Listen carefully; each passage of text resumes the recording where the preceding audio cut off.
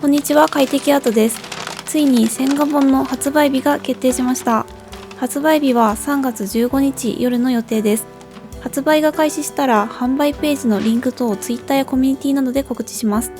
今回の動画ではどんな感じに仕上がったかを紹介していきます。ざっくり紹介すると、ブックタイプはキラキラパール紙のカラー表紙付き、モノクロ作品1枚と線画9枚が収録されています。本棚に入れても可愛いように絵の周りや背表紙には柄を入れてみました。モノクロ作品、線画塗り絵の順でページを取り外しやすい一辺のり付けの製本にしています。線画はこんな感じで墨と面相筆で描いたものを再現した線になっています。紙はオリオンのアクリルデネブという紙で、透明水彩、アクリル、ガッシュ、アルコールマーカー、水彩色鉛筆など様々な画材に対応しています。紙の目は細目ですが、ツルツルではなく少しテクスチャーもあって、細密な表現にもにじみを効かせた表現にも合うと思います。最後にはボール紙がついているので、ページを切り離さずにそのままマスキングテープで紙を固定して水彩を使うと紙がよれずに便利です。こちらが税込み2000円での販売となります。前回の動画でブックタイプは2000円以内でという宣言をしていましたが、いろいろとこだわったらギリギリの値段になってしまいました。表紙の紙が特殊紙でゴールド系のパール紙を選びました。パールの質感を残して印刷するために、印刷方法は UV 印刷を採用しています。また UV 印刷は日光にも強く耐摩耗性もあるそうです。紙質、印刷方法がちょっと特殊なので上限ギリギリの値段設定になってしまいましたが、やっぱ反射してゴールドになる感じとかがすごい綺麗なのでとても気に入っています。ぜひぜひ手に取ってみていただけると嬉しいです。もう一つのタイプはシート状の塗り絵パックです。ブックタイプと違ってキラキラの表紙、モノクロ作品は含まれません。線画9枚のみの価格を抑えたセットです。こちらは1300円での販売となります。おまけ程度の普通紙印刷のカラーイラストを入れていますが、色味はこんな感じで本当の表紙の色味とちょっと違ってくるので、ここは本当におまけ程度という感じです。ちょっと中身も見ていきます。こんな感じでブックの1ページ目はモノクロ作品です。無意識をテーマにして好きなものを好きなだけ描いてみた作品です。原画は線画をプリントアウトしたものに墨で着彩をしました。こんな感じで墨でトーンをつけているような作品になっています。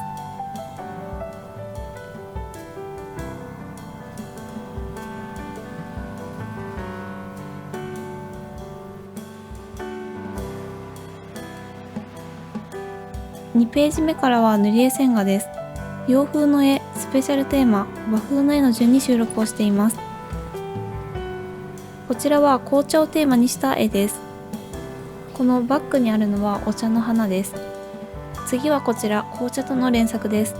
これだけでわかる人はすごいんですが、こちらはコーヒーをテーマにして描いています。バッグの植物がコーヒー豆です。あと女の子の髪の毛もちょっと豆っぽい感じで描いてみました。次は横向きの作品。こちらは試し塗りをしたのをコミュニティにもアップしていました。お花の妖精のようなイメージです。次も横向きの作品です。こちらはリクエストで多かったドレスの絵です。花の要素を散りばめたオリジナルドレスを描いてみました。これは洋風の絵の中では最高難易度となっています。次はスペシャルテーマの男の子のイラスト作品です。竜と着物の男の子イラストっていうのは結構人気があって、その時からかなり要望が多かったので、塗り絵にも1枚似たようなテーマで入れてみました。バッグの生き物は鳳凰です。結構細かく羽の毛とかも描いていて、羽を塗るのが楽しそうな作品です。男の子と言いつつ、ちょっとどっちかわかんないなっていうイメージでちょっと描いてみました。後半4枚は和風のイラストです。1枚目は花をテーマにしています。以前テーマについてアンケートを取らせていただきましたが、その時決まった花鳥風月のテーマで和風4枚を制作しました。なので花、鳥、風、月をテーマでそれぞれ描いています。ただし順番は難易度順にしたので、この次の絵は月がテーマになっています。春夏秋冬と花鳥風月っていうのをアンケートで取ったんですが、2つを混ぜてみてはどうかっていう案もあったので、ちょっと意識して描いています。これは冬の椿に月を合わせています。次のテーマは鳥です。文鳥を描いてみました。読書の秋ということでちょっと秋をイメージしています。こちらには背景の建物を描いているので、そこも塗るのが楽しい作品だと思います。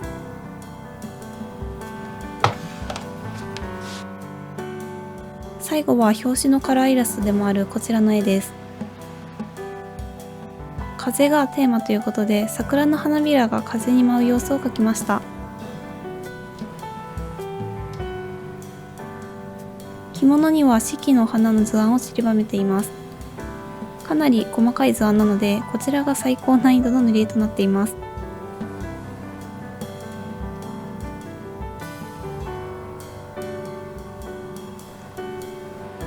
最後、詳細を表にまとめるとこんな感じです。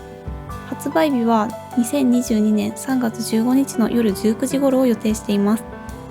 Amazon と楽天にての販売となります。販売ページのリンクは販売を確認でき次第コミュニティ投稿や Twitter 投稿でお知らせをします。もしこのお知らせを忘れちゃいそうだなという方は YouTube の通知機能の設定等をお願いします。1回目の販売の分が売り切れになった場合、すぐに2回目の販売の準備をします。長期間在庫が余って販売終了になるまでは、こういう風に再販を繰り返しやっていく予定です。楽天の方は1回目が売り切れになったら注文ができなくなって、また入荷すると注文が可能になる仕様になっています。Amazon の方は品切れ状態でも再入荷分の注文予約ができるようになっています。またこのような商品を出すのは私も初めての経験で、ぜひ皆さんの感想を教えていただきたいなと思っています。Amazon や楽天のレビューに率直な意見を書いていただけると嬉しいです。ポジティブな内容はもちろん嬉しいですし、もしネガティブな内容であっても今後に生かしていきたいなと思っていますので、気兼ねなく率直な意見を書いてもらえればと思います。発売日にはデジタル着彩や好きな紙に転写して利用したい人向けのデジタルで書き起こした線画データを Twitter に投稿します。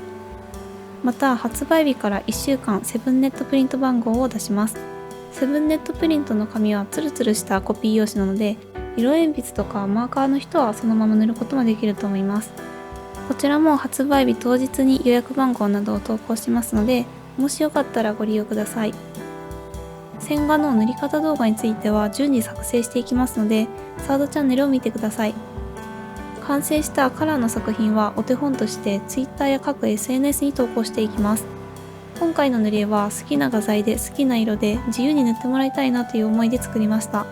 5万人、10万人突破企画の線画配布でもオリジナリティあふれる作品を皆さん投稿してくださって、とても楽しく拝見しました。今回の塗り絵もいろいろとアレンジしながら好きなように塗ってもらえたらなと思います。それでもお手本があった方が安心だなと思う方は、サードチャンネルで難易度順にコツを解説しながら水彩のレクチャーをしていきますので、そちらも見てもらえるといいかなと思います。ターナーさんのアクリルガッシュと U35 の快適アートセットのプレゼント企画については Twitter とかコミュニティサイトでまた告知をしますので、概要欄からコミュニティサイトとかを登録していただいて、ぜひ興味のある人は応募してください。線画配布の際にブログに活用してもいいのか、 SNS にアップしてもいいのかという問い合わせが来ることがあるんですが、今回の配布、そして販売の線画グッズについてブログや SNS への着彩画像の投稿とは全く問題ありませんので、そういった方がいらっしゃいましたらぜひ共有してみてください。タグやメンションは特に必要ではありませんが、もしよかったら投稿の本文に快適アートという名前を含んでおいてもらえると、私も見たりすると思うので助かります。あまりいないかもしれませんが、着彩している様子を YouTube 等にアップするというのも問題ありませんので、そういう方がいましたら気軽にやってください。最後にいつも応援してくださる視聴者の皆様、本当にありがとうございます。こういう面白い企画ができて、アンケートなどにも協力していただいて、この塗り絵の企画を楽しく進めていくことができました。また、この塗り絵本の制作と販売にご協力いただいているオリオンさん、絵の具のプレゼント企画にご協力いただくターナーさんもありがとうございます。絵の楽しさが広がるような動画、企画をこれからもやっていきたいと思いますので、今後も快適アートチャンネルをよろしくお願いします。最後までご視聴いただきありがとうございました。また次の動画でお会いしましょう。